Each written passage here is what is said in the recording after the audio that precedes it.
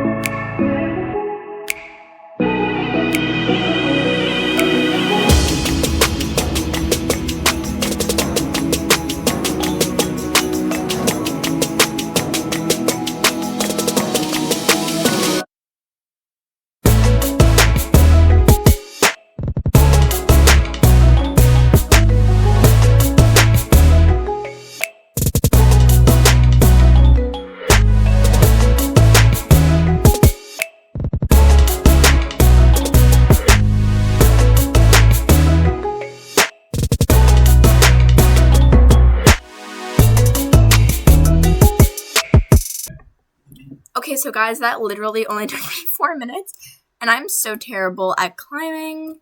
I do find that the Jorvik wild horses, any level, are the best breed for climbing anywhere. It's great. We love it. Okay.